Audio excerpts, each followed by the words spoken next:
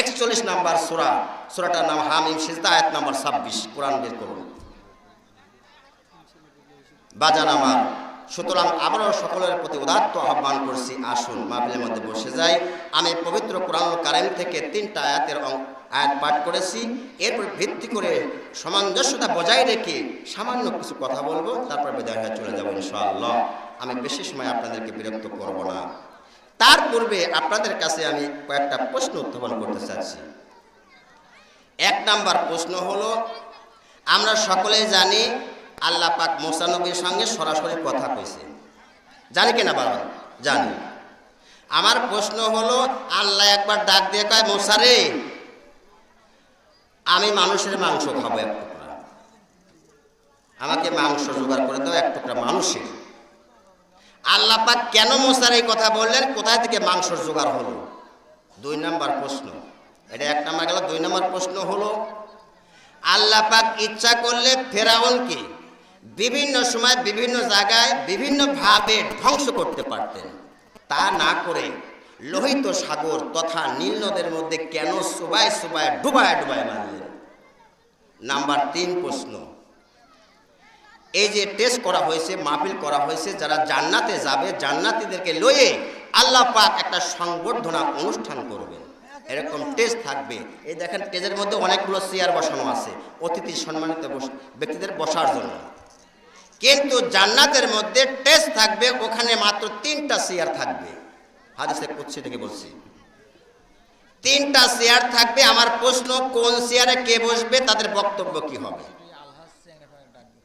এই 3টা প্রশ্ন বসে বসে একটু চিন্তা ফিকির করেন। অবশেষে পরিশেষে আমি জবাব দেওয়ার চেষ্টা করব। সেই সাথে আমি আমার আলোচনার দিকে আস্তে আস্তে এগিয়ে যাই ইনশাআল্লাহ। আলহামদুলিল্লাহ। সোনার বাজান আমার বন্ধু, আমার আব্বারে, আমরা আশরাফুল মাখলুকাত, সৃষ্টির শ্রেষ্ঠ সেরা জীব। আমাদের শ্রেষ্ঠত্ব, বরত্বর, মহত্বর কারণ হলো আব্বা গো 2টা জিনিস, 2টা নিয়ামত। একটা হলো আমরা বিশ্ব নবী জনাবে মুহাম্মদ সাল্লাল্লাহু আলাইহি সাল্লামের মতো নবী পেয়েছি, রাসূল পেয়েছি, তার উম্মত হয়েছি। যেই নবীজি সম্পর্কে আল্লাহ পাক কোরআন দিয়ে পৃথিবীর মানুষকে লক্ষ্য করে জানিয়ে দিচ্ছেন।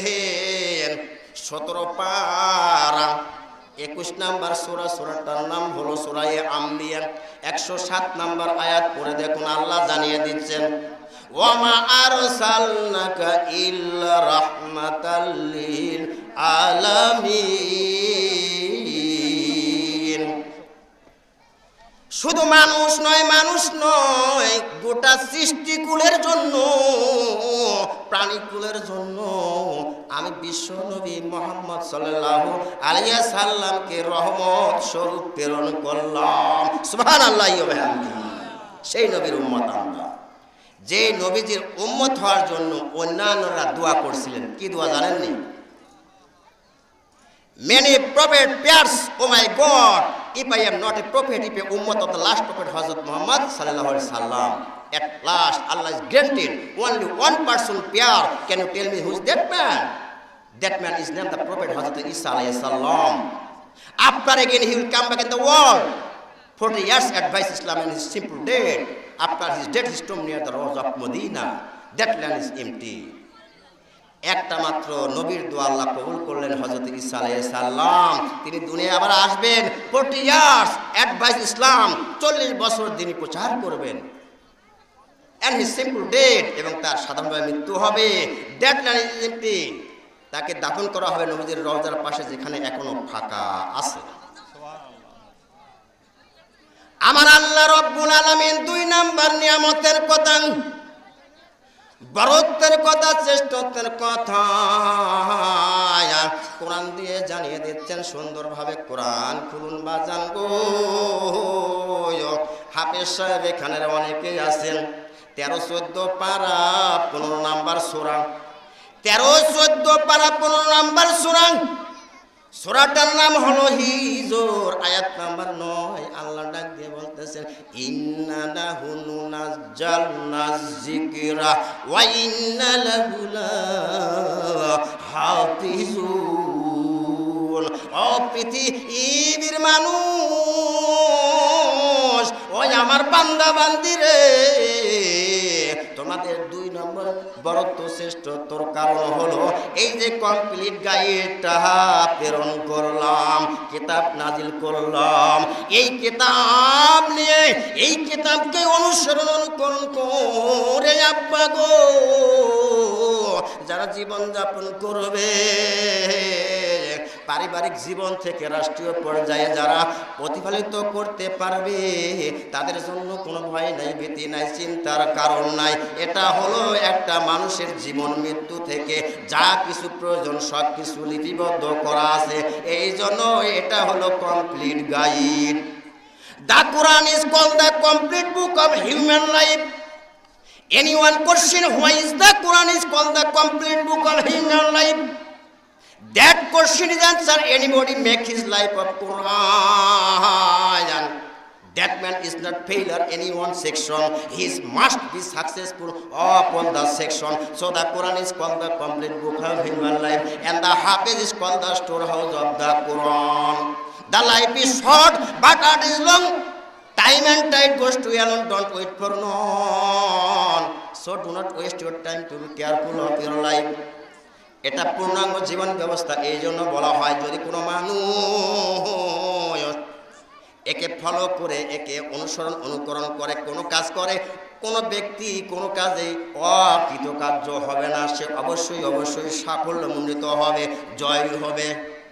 সুতরাং কোরআনকে মানুষের পূর্ণাঙ্গ জীবন ব্যবস্থা বলা হয়। And the Hafiz is called the storehouse of the Quran.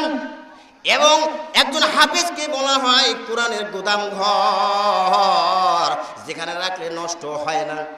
Store হাউসে যেমন আলু বাগুন তরকারি রাখি, 1 বছরের আলু আর 1 বছরে খাওয়া যায়, নষ্ট হয় না। ওইরকম একটা হাফেজ হলো স্টোর হাউস। মানুষের জীবনটা হলো সংকীর্ণ, কিন্তু কর্মটা বিশাল বিস্তীর্ণ। জন্ম থেকে মৃত্যু পর্যন্ত আপনি যতই কাজ করেন, কর্ম করেন না কেন আব্বা গো, কাজ কিন্তু শেষ হবে না, থাকবেই থাকবেই থাকবে। 100 থেকে 500 বছর হায়াত পান, তার কিন্তু কাজ শেষ হবে না। সময় এবং নদীর স্রোত আপন আপন গতিতে বেয়ে চলে।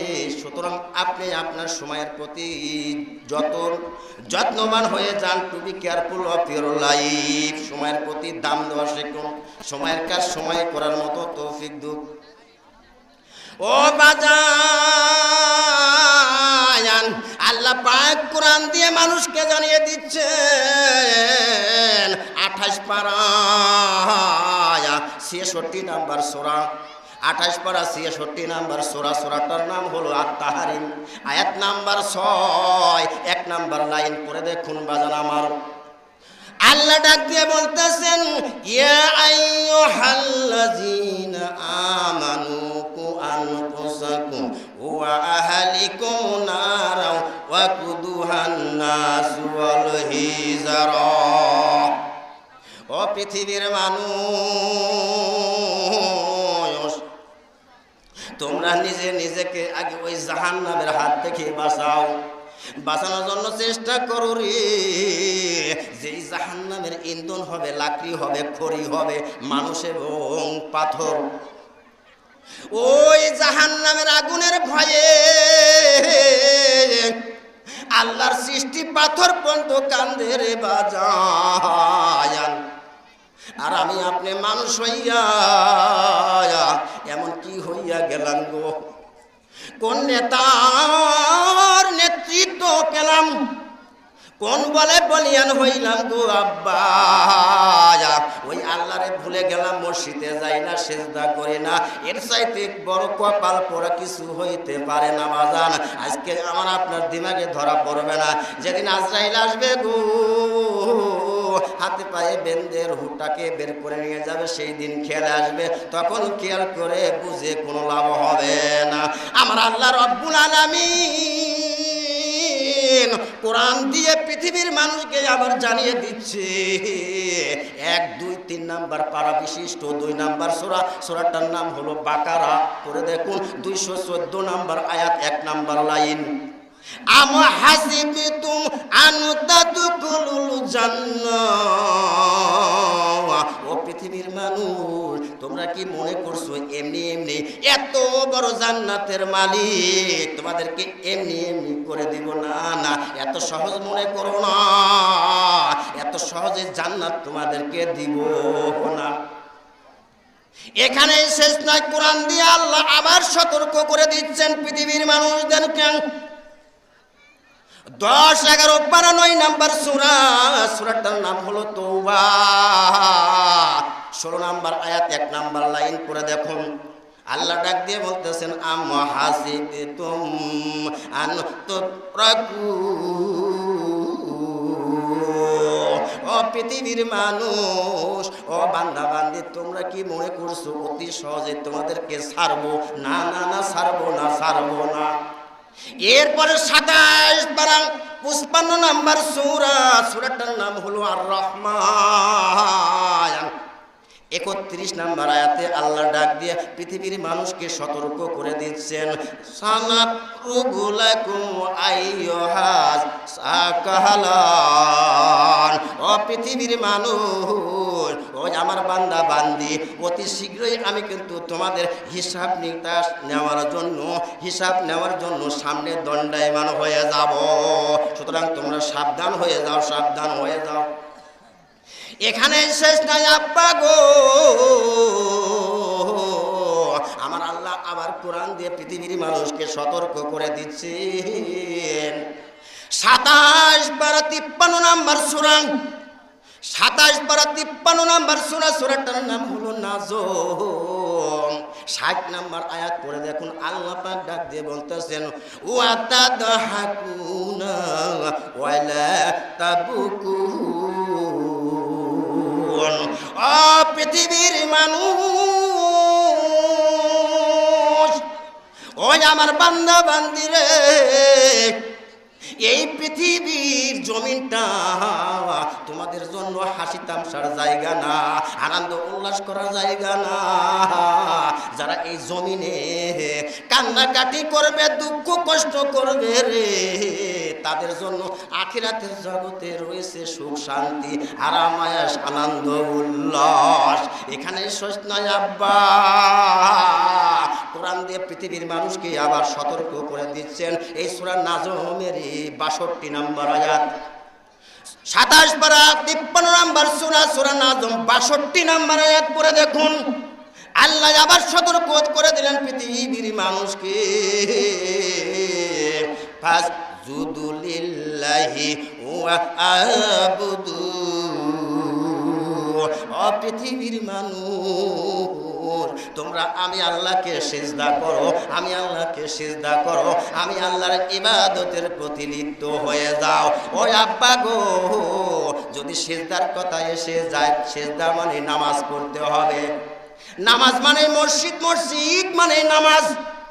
এই মসজিদ এবং সামনে নির্বাচন, এই দুটাকে লক্ষ্য করে টার্গেট করে আমি একটা আয়াত পাঠ করেছি। ওই আয়াতের আলোচনায় আমার মূল আলোচনা থাকবে বাজান আমার। আল্লাযীনা ইম্মাক্কান্নাহুম ফিল আরদি ইয়াকিমুস সালাতা ওয়া আতাউজ যাকাতা ওয়া আমারু বিল মারুফ ওয়া নাহাউ আনিল মুনকার ওয়া লিল্লাহি আকিবাতুল উমুর। 17 পারা 22 নাম্বার সূরা, 17 পারা 22 নাম্বার সূরা, সূরাটার নাম হলো সূরা হজ। এই সূরা হজের 41 নাম্বার আয়াত, এটা পড়ে দেখুন। আল্লাহ পাক এই আয়াত দ্বারা পৃথিবীর মানুষকে জানিয়ে দিচ্ছেন, এক শ্রেণীর নেতৃত্ব স্থানীয় মানুষকে, প্রতিনিধিকে ওয়াজ করে জানিয়ে দিচ্ছেন, ওয়াজ দ্বারা, কোরআন দ্বারা। যারা এক শ্রেণীর নেতা আছে, কর্মী আছেন, কোন নেতা নেত্রী যদি নির্বাচনে নির্বাচিত হওয়ার পরে 4টা কাজ করতে পারে আব্বা, একটু মনোযোগ দিয়ে শুনবেন। ওয়াজ তো জীবনে অনেক শুনেছেন, ছোট্ট একটা ছেলের ওয়াজ শুনে যান বাজান আব্বা, যদিও আপনাদের এলাকার অবহেলিত ছেলে আমি।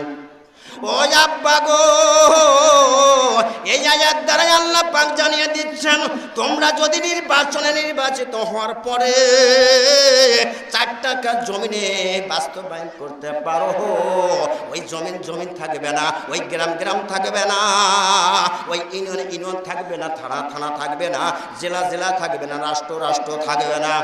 গোটা আল্লাহর জমিনটা জান্নাতের বাগিচায় পরিণত হবে। সুবহানাল্লাহি ওয়া বিহামদিহি। আব্বা ওই 4টা জিনিস কি শুনবেন? কি একটু সময় দেওয়া যাবে আব্বা? আলহামদুলিল্লাহ। 1 নাম্বার হলো নামাজ কায়েম করতে হবে। 2 নাম্বার বাজান যাকাত দেওয়ার বিধান চালু করতে হবে। 3 নাম্বার হলো সৎ কাজে আদেশ করতে হবে। 4 নাম্বার হলো অসৎ কাজে নিষেধ করতে হবে। এখন আপনি প্রশ্ন করেন, যদি এই 4টা কাজ কোনো মানুষ করতে পারে, অটোমেটিক জান্নাতের পরিণত হয়ে যাবে গোটা পৃথিবীটা। এটা আল্লাহর কথা, কোরআনের কথা, আমার বানানো কথা নয়। 17 পারা 22 নাম্বার সূরাটার নাম হজ, আয়াত নাম্বার 41 পড়ে দেখুন, এইভাবে উল্লেখ করা।